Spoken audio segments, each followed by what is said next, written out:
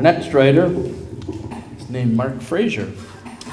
He's been widely published in journals including the Spoon River Poetry Review, ACM, Good Men Project, Friction, Slant, Permafrost, Plain Songs, Poet Lore, Rhino, and the Connotation Press. He is the recipient of an Illinois Arts Council Award for Poetry. His book, The Way Here, and his chapbooks, The Gods of the Grand Resort and After, are available on Amazon. His second full-length collection, Each Thing Touches, is available from Glasslyre Press. He has done readings and led workshops in the Chicago area for many years. His website is marcfrazier.org. Marc, come on up.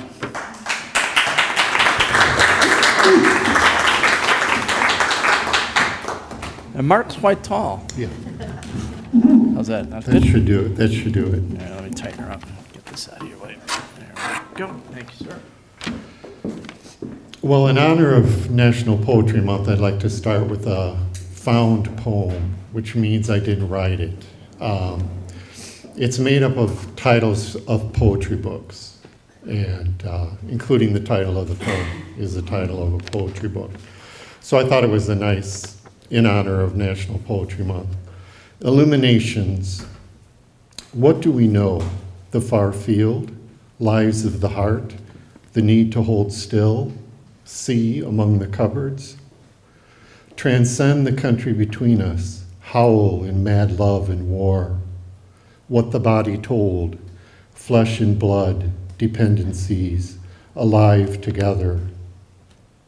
Intimations, sky behind the forest, distant rain, the lover of horses.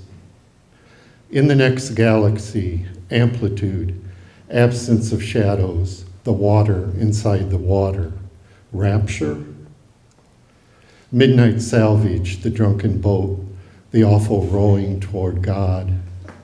Live or die, enter the house of light, blue iris, white egrets, the apple trees at Olima, the secret rose. Clear space on a cold day, light and shade, opened field, after the digging, words under the words.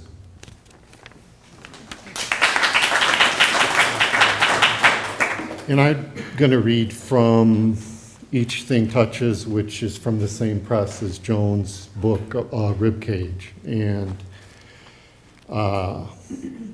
very wholesome reading, because it's about childhood and family dynamics. Basically, I'm reading poems. I have a lot of childhood and a lot of family, at least in this book.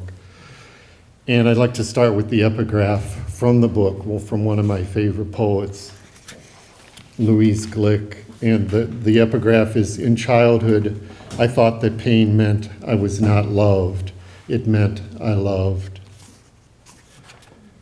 And the first poem I'm going to read is really about a situation that people who've had a lot of trauma experience in relating their experiences, the lack of being able to tell it in a logical sequence. And it's called narrative dysfunction. I start anywhere, any ending does fine. With practice, I could have sequence, before and after. A beginning. After story and teller is one. After a thread in the telling leads all the way back to me.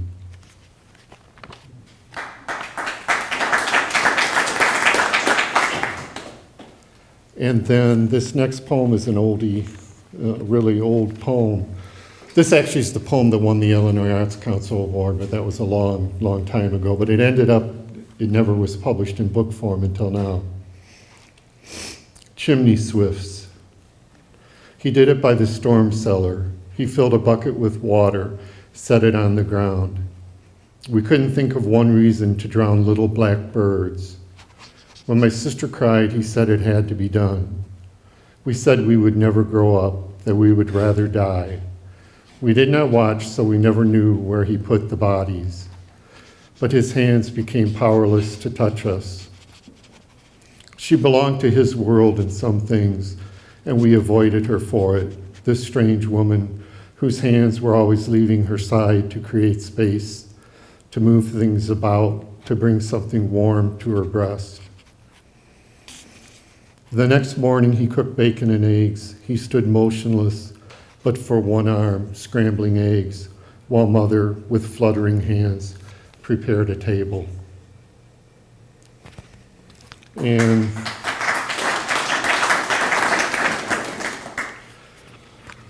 this next poem borders dangerously on nostalgia, but I'm going to read it anyway. It has flashes of poetic something in it, and it's a prose poem. And you really have to imagine you went to Catholic school in the late 50s and 60s, which rules out some of the younger people, but that's the way it is. It's called Christian Doctrine. I never forgot that we got a grade in religion, and on the report card, the grade was listed as Christian Doctrine. You got a grade in how you did in, like, religion class. Christian Doctrine. We unhook our blacker than black boot buckles, slush sliding through metal clasps, rest them among boots, multiplying in the narrow room of damp coats. Father Shanahan rolls in the piano to teach us who threw the overalls in Mrs. Murphy's chowder. Words sprawled across the board in sloppy script, so unlike Sister's perfect Palmer method. She glances disapprovingly at his unbridled animation, more comfortable with her pitch pipe, a second heart in the dark folds of her habit.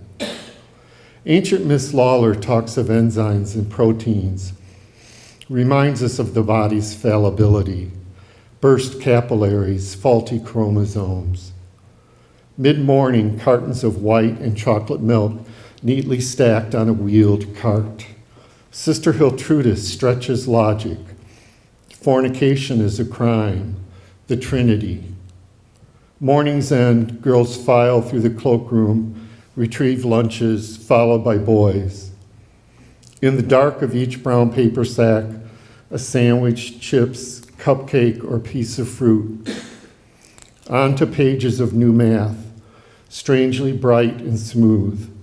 After, geography transports us, hordes of tulips, hats like wings, water in between everything, or dogs with barrels, snowy mountains. Under the eyes of St. James and Jesus, we are sorted and sent our way.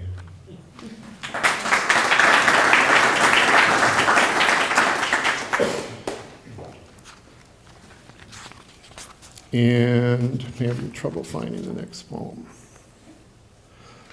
A child of alcoholic watches the Donna Reed show, which is another one that you, hopefully if you're young, you've seen it in black and white reruns. Also really very much about family dynamics. Child of alcoholics watches the Donna Reed show. In a clean apron, Mrs. Stone explains boys to marry over a mixing bowl. Dr. Stone is only a wall away if anyone needs rescuing. Late at night, the house is quiet. Everything stays in place. Even the furniture looks happy. And he wouldn't take non-union jobs, so my grandmother, who I never met, had to do all kinds of things. She actually supported the family. But he grew to be quite old and would visit us. Grandfather, carpenter. For decades, dull tools lay under basement stairs. Once when a tornado blew, we huddled on the cement floor where these heavy boxes held us to ground. Hasn't been same since the Depression, whispered Father. Another mouth to feed, Mother mumbled the first day of each visit. It's too much. Late for dinner, asleep before the TV. Is he moving in with us? Years ago, my brother dug out awls and planes. Because they were old, someone would pay, not understanding the weight of these tools, their silence.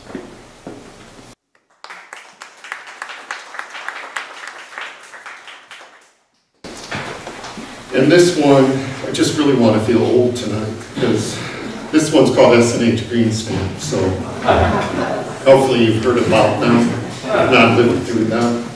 And it was about kind of a childhood ritual of helping mother put the stamps in the booklets. You could redeem the booklets for items in a catalog. It was through grocery stores, at least that's what I remember. It's called S&H Green Stamps. It's a prose poem. After Friday dinner, after dishes, the table bare, we sit and lick the backs, press them firmly into thickening booklets, each of us wanting to outdo the other. Then we count the full books and paper band them. Mother puts them in a special kitchen drawer. Some Fridays she pulls out the catalog, marks the latest object of her desire, and tells us we do good work. Now each time she gathers us, it could be the last. After the last, she brings up her hysterectomy that put her out of service. How much he resented this. How much she boarded a greyhound for as far as her sister's farm. And always the lamp she bought was stacks of green stamps. Actually, but I guess I already knew that. And then the last poem, kind of a special poem, it was just nominated for a Best of the Net. And it's called November 2013. But it also has some found poetry in it.